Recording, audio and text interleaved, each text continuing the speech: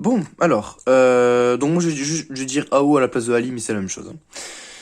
Donc, il y a deux régimes pour un AO, un régime linéaire et un régime saturé. Un AO, on le représente comme ça, donc avec une bande plus et moins non inverseuse, une sortie, epsilon qui représente la différence de potentiel entre V plus et V moins, donc c'est égal à V plus moins V moins. Et donc il y a deux modes. Le régime linéaire, où on te dit que la tension de sortie, donc Vs, est égale à mu0 epsilon. Donc on se trouve dans une situation comme ceci, avec une droite. Pardon, ici, tu as epsilon, et ici, tu as Vs. Donc on se trouve avec une droite qui passe par 0, qui est de pente mu0, voilà. Donc c'est une droite, un régime linéaire classique.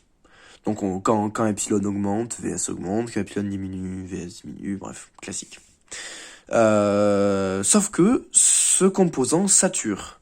C'est-à-dire que, par exemple, quand tu fais augmenter epsilon, ben donc Vs va augmenter et il va arriver à une saturation, c'est-à-dire que la tension de sortie ne pourra pas augmenter quelle que soit la différence que tu mets à epsilon.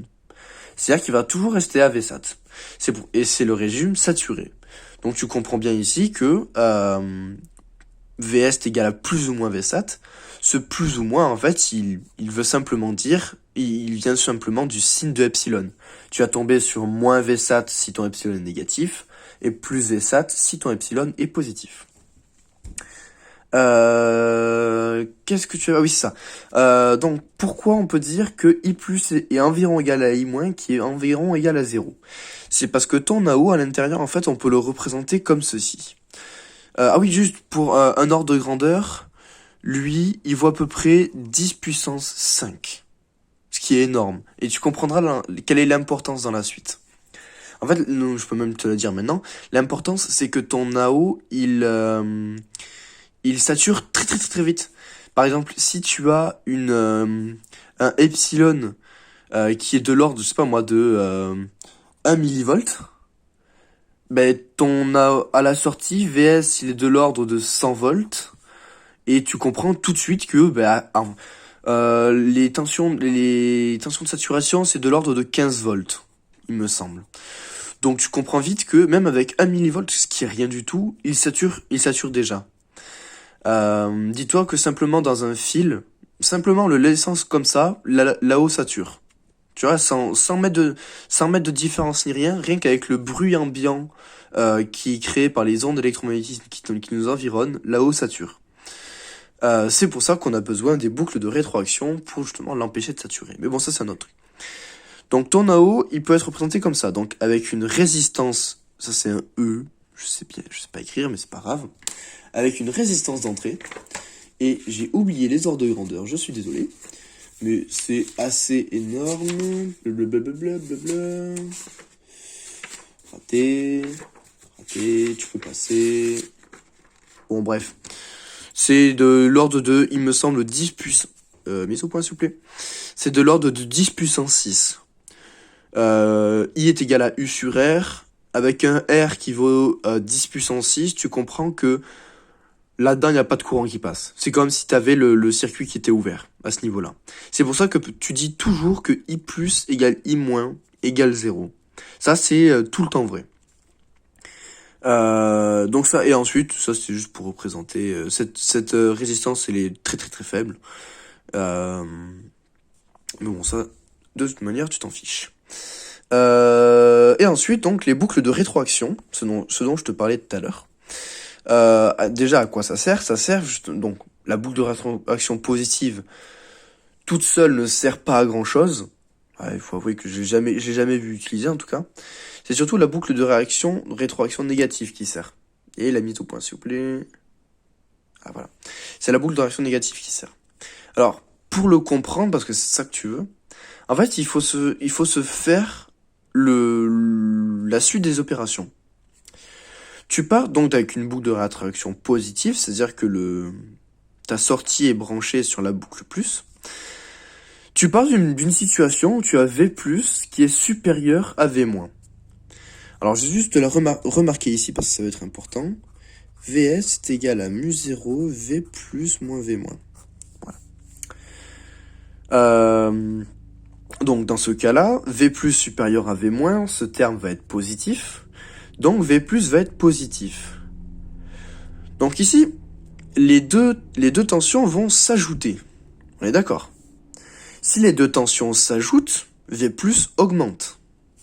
Hop, V plus supérieur à V moins, Vs est positif, donc V plus augmente. Si V plus augmente, tu vois bien que Vs va augmenter aussi. Donc Vs va augmenter, donc V plus va augmenter, donc Vs aussi, donc V plus aussi. On est dans un cas où en fait tu montes la pente là. Et on se retrouve à la fin à saturer. Parce que on essaie de monter, sauf qu'on atteint la saturation, et on se retrouve à plus Vsat. Donc dans ces cas-là, si V plus est supérieur à V moins, on sature en positif. Si V plus est inférieur à V moins, c'est le même raisonnement. Tu vas avoir V plus qui est inférieur à V moins, donc Vs est négatif. Tu ajoutes un truc négatif, un truc positif ou pas. Dans tous les cas, V plus va diminuer. Donc Vs va diminuer. Donc V plus va diminuer, et ainsi de suite. Et là, tu vas dans l'autre sens, en fait.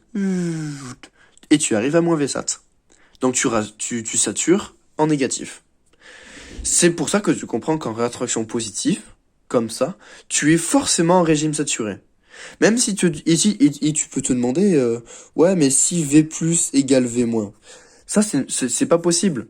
Parce que rien qu'un fil tout seul, comme ça, il y a des différences de potentiel qui vont apparaître à cause des ondes. C'est l'effet antenne. Donc ça, c'est un cas qui n'existe pas, qui n'arrive jamais. Sauf en rétroaction négative. Bon, là, je te le fais pas parce que c'est long et chiant, mais c'est exactement le même principe. C'est-à-dire que tu vas te retrouver dans une situation où, dans le cas, par exemple, où V plus est supérieur à V moins, Vs va être positif, donc V moins va augmenter. Si V moins augmente, avec le signe moins, Vs va diminuer. Donc V moins va augmenter, mais moins fort. Et avec ce raisonnement, parce que normalement, tu vois, il y a plein de sous-cas différents. Si V moins devient supérieur à V plus, dans ce cas-là, ça change. Et en fait, fais-moi confiance, hein. Tu l'as là, hein, le schéma, il est là-dedans. Il faudrait que je te montre les cours. Mais fais-moi confiance, tu arrives à une situation où forcément tu reviens à V plus égale V moins. C'est tout. Et dans ces cas-là, tu n'as plus de saturation, quelle que soit la différence de potentiel que tu as.